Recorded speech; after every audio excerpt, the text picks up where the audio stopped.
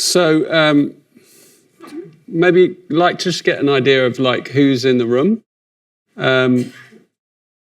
Who's heard of the Gene Keys in here? Hands up, thank you. Who hasn't heard of the Gene Keys in here? Okay, quite a lot of you. Who's had a life-transforming event from the Gene Keys? 1, 2, 3, 4, 5. Okay, cool. Thank you, Mihai. That was a really interesting talk about blockchain. And, you know, a lot of the stuff that you're hearing this weekend is around technology and technological advances. And I'd like to kind of propose an addition to the conversation, which is that the ultimate technology is us. And that no amount of external technology, no matter how amazing it is, can kind of save us until we've developed and transcended and used the technology that's actually inside us. And the Gene Keys is about that. It's about, well, what's actually latent inside human beings, inside our body, inside our DNA. And I should say that I'm not a scientist. In fact, I'm a poet. So what you get from me is you get a poet's view of DNA, which is a bit unique and a bit different. And I call these keys, the Gene Keys, the algorithms of awakening, and I'll do my best to explain what I mean about that. But many people ask me, like, how did this start? You know, so it's kind of nice to maybe tell you a little bit of that story. You know, many people, you know, we put a lot of importance on knowledge, and most of the ways in which we get information is through looking for knowledge. And the Gene Keys didn't come through looking for knowledge. It actually came another way. It came through revelation, which is a bit of a different way of getting truth. And revelation is a mysterious thing, and it can't be predicted, and I wasn't expecting it. But essentially, I woke up one morning in my bed, and I woke up fully into a different state of consciousness just from my sleep, you know, in an unexpected way. And for 3 days and 3 nights, I stayed in that state of consciousness. And every single cell of my being was lit up with light from within. It was luminescent. I don't know how else to explain it. It was a bit like this. And in those 3 days and in those 3 nights, and there wasn't any sleeping, I traveled through the universe. I traveled through, you know, time and space and different dimensions, and a lot of things were shown to me and revealed to me, and I remembered what I was and who I was, and I saw, you know, it was one of those, it was a strange situation. Anything I wanted to know, I could know. You know, imagine that at your fingertips. Anything you want to know, you can know it instantly. So I asked a lot of questions, and I did some research, and the result about 7 years later was what I call the Gene Keys. And I wrote a book. And it took me a long time, by the way. After I came down from that experience, I kind of had a lot of troubles. I kind of went through a period of thinking I was the Messiah. I went through a period thinking I was mad, delusional. I went into denial. It didn't happen. I'm just going to be ordinary.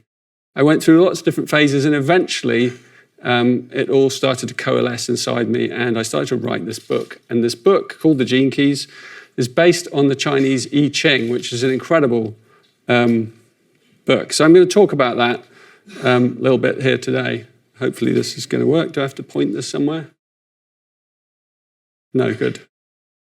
Ah, yes. Okay, so when I was a boy growing up, my greatest favorite myth was always the myth of King Arthur and the sword and the stone. And, for me, this is what the Gene Keys are all about. They're about pulling the sword out of the stone. And only you can draw your sword out of your stone, and your stone is your DNA. It's encoded in there. So each one of us has a genius inside us, encoded. And the Gene Keys are here to just help us access and identify what that might be. And then we can unlock it, hopefully. But many of us, are finding ways of doing that anyway. I wanted to talk to you a little bit about, some of the principles, the things that I realized through my experience of DNA, but through that experience of being flooded with light.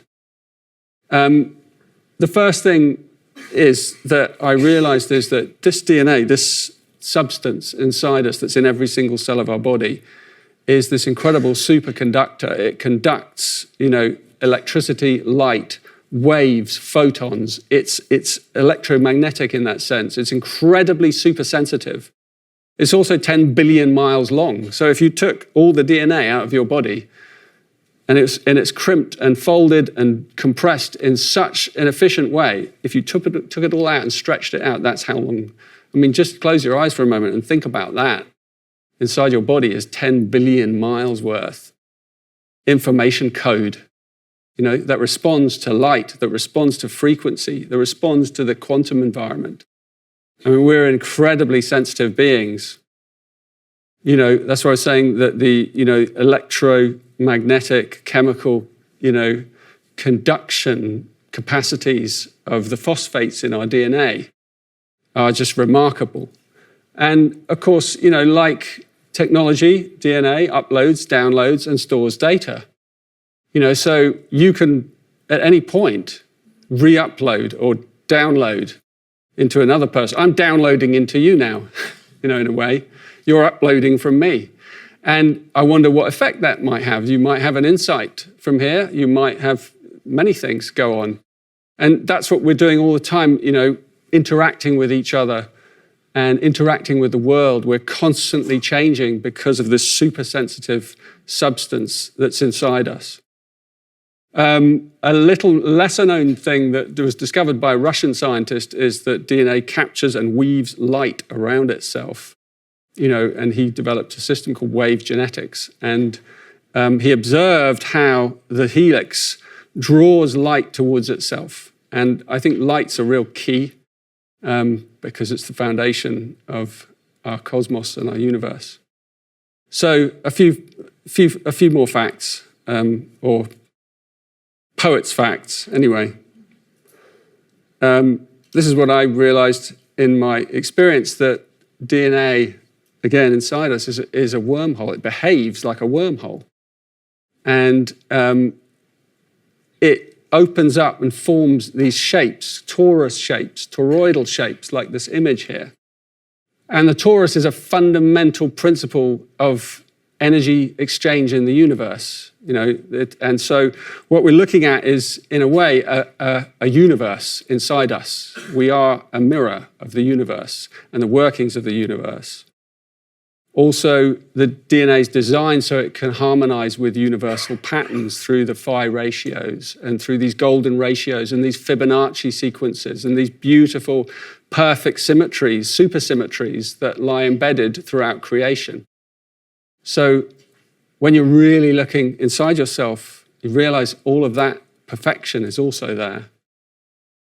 And of course, being a wormhole, it therefore has the capacity to allow consciousness to transcend the vehicle itself and this time-space continuum, so allow us to actually access higher states, transcendental states of consciousness.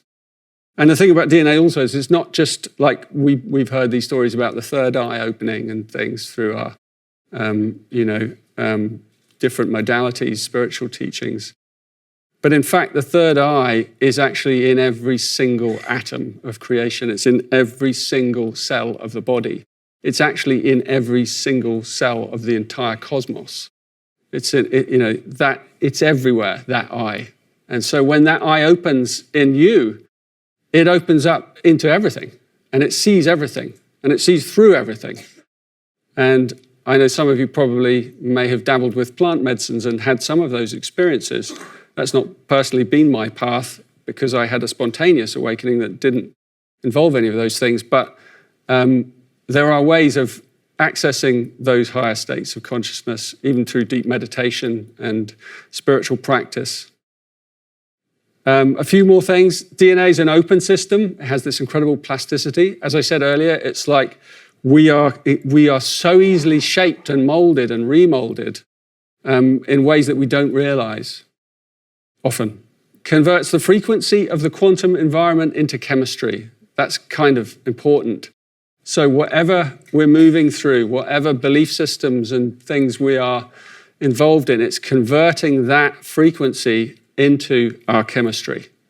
So our chemistry, the way we feel, the way our moods, our biorhythms, our biology, our health, all of that is how our DNA transfers and translates our attitude towards life. It also expands and it contracts according to thought and emotion and attitude. So there have been experiments that have been done around this where visibly DNA in a Petri dish has been shown to expand, contract, just as plants have been shown to expand and contract because they contain DNA, and form different shapes according to feelings and moods and words as well. Words and language is super important. DNA is a language. It's in a programmable language. It's a language we can understand. It's a language that geneticists can understand. It has sentences and beginnings to the sentences and ends to the sentences. So it responds very well to our language, to the language and the words we use. The words that we use and the words that we think are programming our DNA. Think about that. Every time you get into an argument and you get into one of those loops with someone, you're reprogramming that loop into your DNA over and over and over again. And also you can obviously use genuine words and you can use false words. So you could say nice words in a false way, but it's still, the DNA doesn't hear the word, it hears the frequency of the word. So language is hugely important in this whole process. And these are like basic things that lie at the core of my teaching with the Gene Keys. So I wanted to give you some fundamental principles here. I wanted to also say that it's changing, and this is something else that came to me in those 3 days and ever since, that we are now in a field where this substance is changing inside us as a species. And there was a prophecy that came through the Gene Keys when I wrote the book, as a big thick book. And this huge prophecy came through about 2/3 of way through writing the book. And it's about this notion that we're in the midst of a change and everything's changing inside us, which is why it's slowly being reflected outside us. So these new technologies on the outside are actually reflections of the technology coming online on the inside. And a lot of old programs are being, deleted from our system. And so we see that externalized in the world, a lot of things crumbling around us. So increasing sensitivity, triggering hormones that manifest higher capacities in our being, in our body, allowing us to more easily access heightened states like wisdom, like love, like being able to access, that quantum field and download kind of truth from it. And ultimately, the higher purpose of DNA is, according to me, to bring about this collective transformation of humanity and therefore the whole of Gaia. And that seems to be the kind of nub of the Gene Keys. And if that's a message that you resonate with, I think you'll enjoy the Gene Keys. Because the prophecy is that there's a new human coming. And it's happened in the past that genes have taken us down forks and new species have emerged, and we see it through evolutionary biology. And every time it's happened, it happens very, very fast. It's usually always comes about as a crisis, through turmoil, through increased heat and intensity and trauma, and that's what it takes sometimes to create these changes. So that was my little foray into some of the lesser known properties of DNA. Hope you enjoyed it. I'll go on a bit more about where the gene keys are, what they're sort of rooted in. They're rooted in, because they came out of the original I Ching, and this is a map of the I Ching. The I Ching is a 64-fold structure made up of these, things called hexagrams, these symbols with 6 lines. And it's an extraordinary thing, actually, because when you look into the 64-bit, the reason we're able to talk here now is because our technology is based on that same 64-bit technology. Our smartphones and everything, the binary coding, and there's lots of books being written on this, like the relationship between DNA, for example, and the I Ching. The I Ching, this ancient book that was kind of codified 5,000 years ago in China by an old sage looking at the back of a tortoise, gazing at the back of a tortoise. And then he suddenly had an epiphany, a bit like I had an epiphany. And then he just wrote down this thing. And it was just a series of information bytes and how they move. And they're literally, they are algorithms. That's what the I Ching is. It's this incredible old book. And it's been used for centuries as an oracle, and that's maybe only one of its functions, because I think it's through the gene keys I've learned it's capable of a lot more than just looking ahead and telling us what we should do. It actually shows us everything. It's like the FAQs of the universe are contained in this code, which is why we see it in nature and all these natural systems.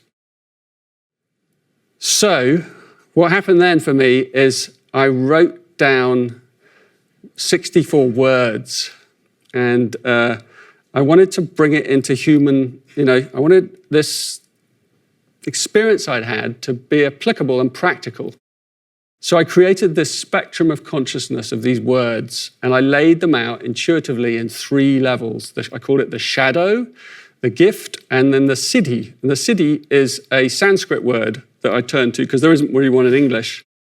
And it means divine emanation, or, it's like our highest possibility, manifest. So when you look at those words, they're in the middle line here: presence, sacrifice, fluorescence, empathy, light, virtue, peace, timelessness. And then you look at the shadows and you see they're all connected. So grace, which is the 22nd gene key, has a relationship to dishonor. And graciousness is the gift, right? So there's a whole spectrum, and I call this a spectrum of consciousness. And out of those words, I wrote a book. I wrote the Gene Keys book. And what it does is it gives us the human version of what this 64-bit technology looks like in our lives. So every single one of us, grapples with some of these themes. And the most important epiphany that comes out of this, and if you don't remember anything else tonight, but you only remember this, is that in every shadow is contained a gift. So in every difficult, challenging, horrible circumstance in our lives is an incredible gift. So if you just think right now, just tune in a little bit inside to what is your biggest challenge right now that you're facing?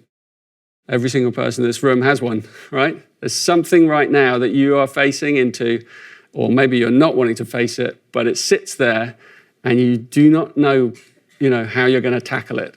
And it's been there perhaps a long time. That's a shadow, perhaps. That's an obstacle. That's something that has a huge gift for you. And if you were able to really go deeply into that shadow, you would unlock that gift inside it. But the only way is through. You've got to go down into the underworld, as the ancients always have showed us, our shamans. You go down into the underworld, and then you grapple with the demon, or you wrestle with the angel, and then eventually, you come out and you emerge, and one of those gifts comes with it, and that's your genius, right? So our genius is actually hidden in our struggle and in our suffering. That's the message of the Gene Keys. And then these heightened states, that's our future. These heightened states, they're not just meant to be cute words. They're actually embodied experiences that can become permanent. That's the future. in the gene keys, so that the technology, how it works, is that there's this thing called a profile. I call it a hologenetic profile because it's holographic and it's a magical thing. And anyone can go onto genekeys.com and you can put in your birth data, and out of your birth data, you'll get one of these profiles, free profile. And you can look at it, and there's a whole journey encoded in that profile. All your algorithms are in that profile.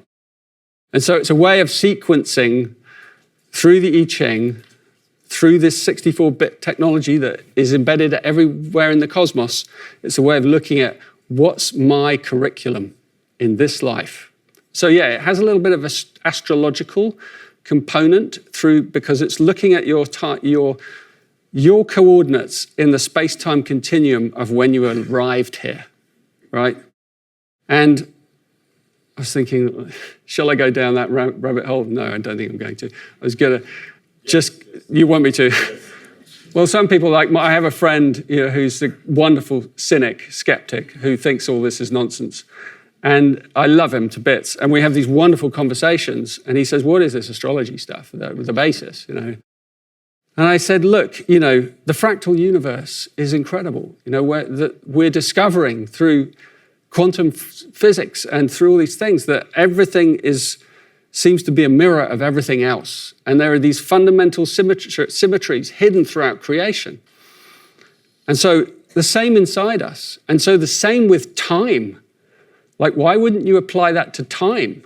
Every moment in time is a snapshot that has been repeated in an endless iteration from the beginning of time. So when you divide the movement of the sun into 64 sections, you're literally looking at the sequencing of time, of patterns in time. And that's what astrology is based on. Actually, the ancients really had a deep understanding of this. It wasn't so much about just looking at constellations. It was about encoding, the time continuum into our lives so that we could map it, so that we could then get wisdom about our lives and ourselves.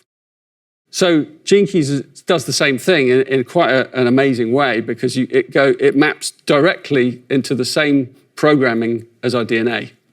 Which is built at 64 codons, built out of sets of triplets arranged in sixes, exactly the same as the I Ching. And there are more symmetries under the surface the deeper you go. So in the Gene Keys, you then get these, in your profile, you get these three things. You get these three sequences.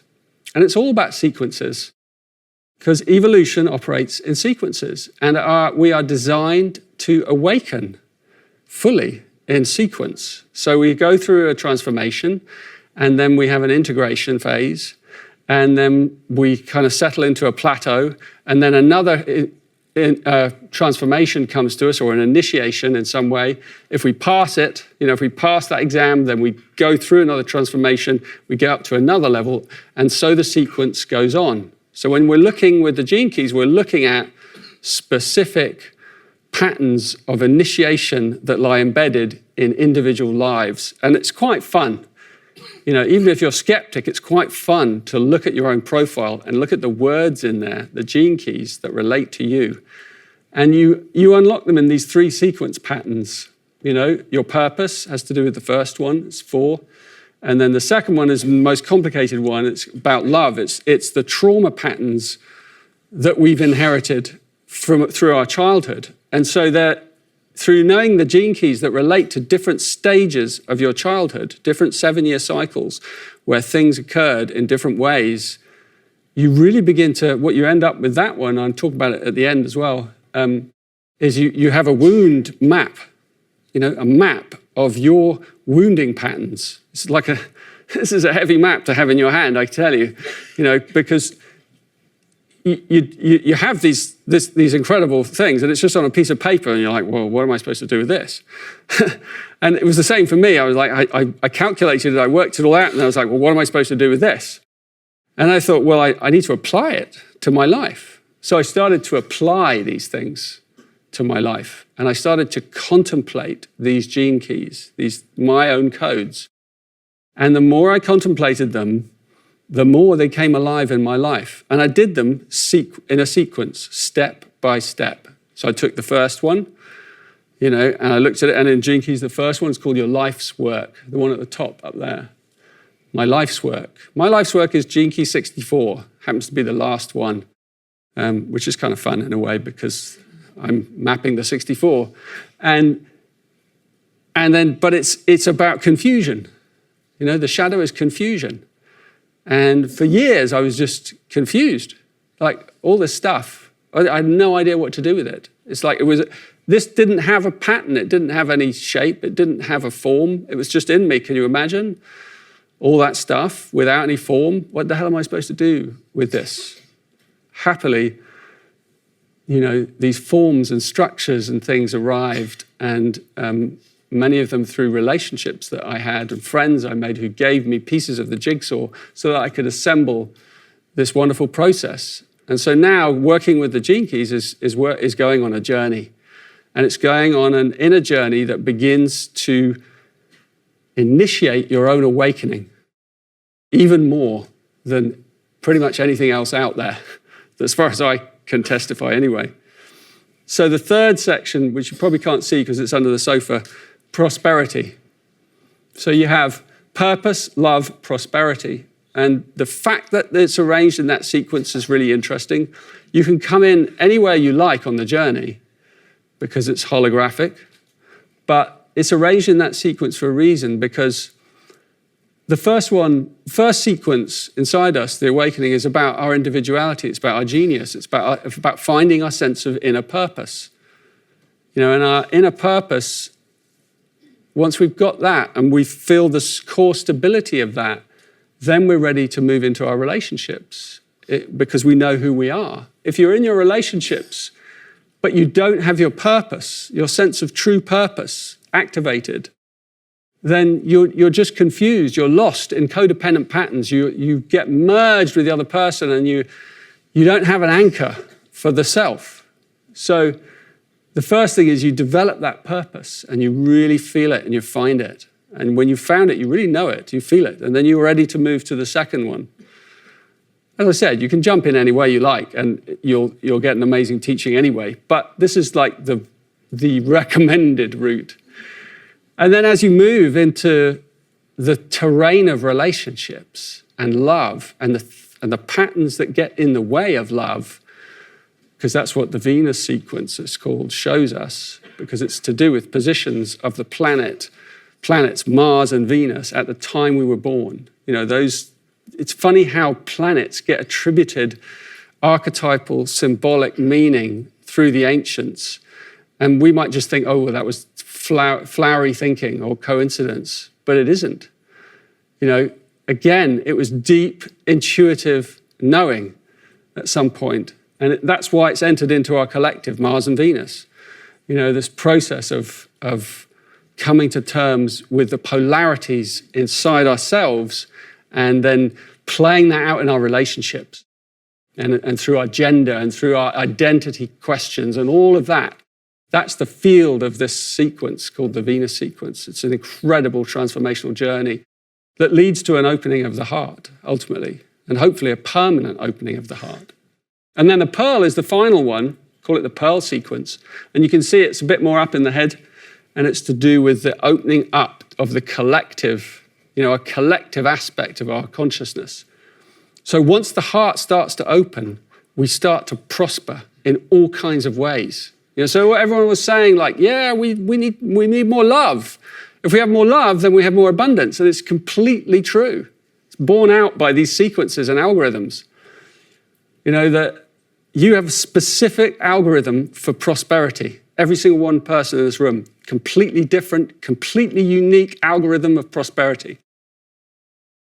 And prosperity isn't just making money.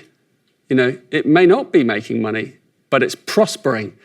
It means you have to prosper in your relationships, you have to prosper in your health, you have to prosper in your connection to the earth, you have to prosper in your community. If you don't have all of that, it's not prosperity, it's just wealth. We know the wealth doesn't make us happy. Prosperity makes us happy. It's got to be a whole system phenomenon. So the pearl is really powerful because it shows us how we're designed to operate in groups, in groupings, It shows you your role in what I call the synarchy. The synarchy is like the self-organizing intelligence of the whole, opposite of anarchy. So I'm almost finished. This is an example I wanted to, because if you go to, I'm hoping that if you're interested, you'll go to genekeys.com and you'll take a look and you'll get your profile. This is what a profile looks like up here. And you can see those words and lines. And then what I did is I created, over years, pathways to explore these journeys. And because I'm a bit of a loner, and as you heard, I don't come out that often and speak, I wanted to create something that someone could do on their own, in the comfort of their own life, because that's how I am. So I created a series of online programs with videos and audios and meditations and journeys that also contain your gene keys within them. So if you do one of these programs, and there are many of them, they actually kind of are coded to your specific sequence. So you'll get your sequence, and then the program will talk you through your sequence. And it'll take you months. Just the first one will take you months, because you have to contemplate these codes to activate them. And that's the power of contemplation, is that it's about digestion. And anything that's worthwhile takes time to digest, gene keys included. So there's no, it may sound all very impressive, but it takes time and patience, and it's a very, very worthwhile thing to do, but it's not a quick fix. Awakening is not a quick fix. Contemplation is not a fast word. You got to slow down. You got to make space for it. You got to, you'll get given these algorithms. Take this one here. Here's an example. 42, line 2. Right? There's always like a dot, and then there's a little number after it between 1 and 6. That's called the line number, because the gene keys are divided into these lines, 6 lines. And those line numbers have a specific patterning. And so if that's your purpose, celebration, detachment, expectation. Expectation is the thing that stops you fulfilling your purpose. It's the shadow. Like you keep being disappointed by life because you have all these expectations and you get lost in them, and then they don't come true. And then you're missing the core of your life purpose, which is if you learn to start detaching from the dreams that you have, and you can have your dreams and your intentions and things, but the more you learn to detach from them, that's the message of that specific key. So a bit of a Buddhist message there. Then you begin to come into celebration of life. And then the second line also adds a color to that. It's about posture. It's about finding your real sense of flow in life. And so that, I can make these things sound nice, but it's your journey to unlock each one of these keys in your life as you move through the gene keys and your algorithms.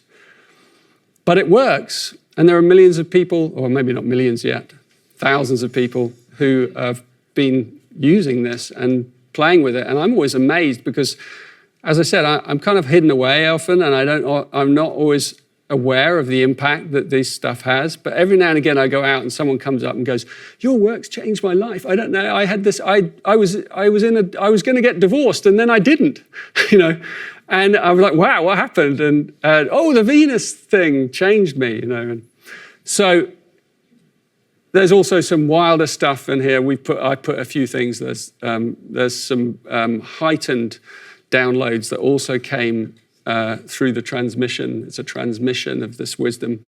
And so you'll see, in there, there's something called the seventh seal. There's this whole teaching, which I'm not going to say about, but it's on a different frequency. It's to do with higher dimensions and how we listen to and attune to higher dimensions and bring them into our body. And that also activates the keys inside us. So lots of different ways that you can move through the gene keys. And I wanted to finish by giving you an invitation. Over the last I guess, 3 or 4 years. A whole team crystallized around this work, beautiful team of people. And we're based all around the world. And we worked together and we started creating these curated online retreats. And they've been incredible. And so what they do is they allow us to go collectively through the Gene Keys in a structured, paced, rhythmic way and learning from each other.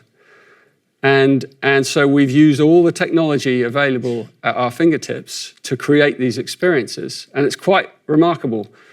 And we have one beginning in November, if you're interested, and you can find details on my website. It's the Venus Sequence one. It's the one about relationships. And it's 6 months long. You're like going, what? 6 months? The thing about the Gene Keys, it's about contemplation. So it's not fast, it's slow. You need a long time. And so what it does is it just sits there in the background of your life. And every week there's a little thing that you're asked to do, maybe watch a video, listen to a meditation, watch this audio, contemplate this Gene Key this month. You take one a month, one key, and you give it a whole month in your consciousness. And you go about your life, and you may forget most of the time, but then every now and again you'll come back and you'll go, oh yeah, there's that Gene Key. He was saying about expectation. Damn, got me there. And so it really reflects back to you living wisdom. And so my invitation to you is, if you're interested in coming on one of these journeys with me and a global community, we're about to start in November, and they take a lot of organizing and energy. As you can imagine, it's a long period of time. So we have a whole team globally that support, and we have community calls where the group comes together and then meets in chat rooms and talks about their keys together. And who you end up with is always really quite magical. And then there are group meditations and things along the journey, because there's a whole narrative to the journey. And the Venus work is especially about going back into our childhood patterns.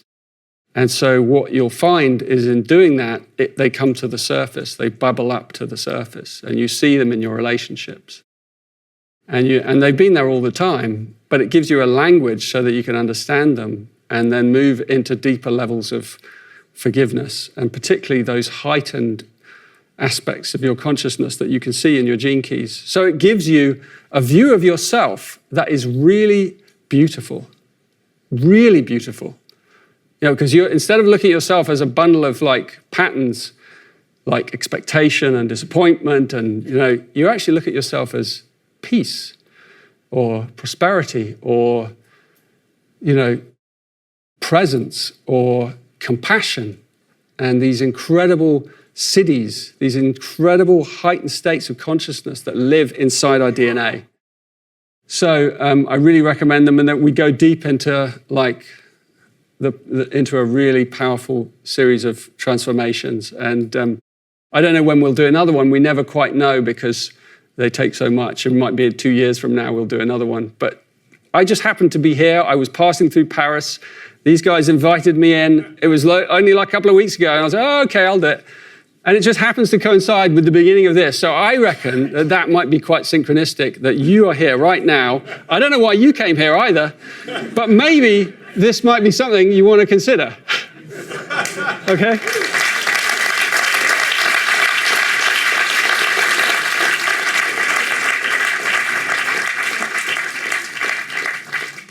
I'll be around tomorrow in the middle of the day if anyone wants to hook up with me and ask me stuff. But yeah, thank you very much. It's a real pleasure.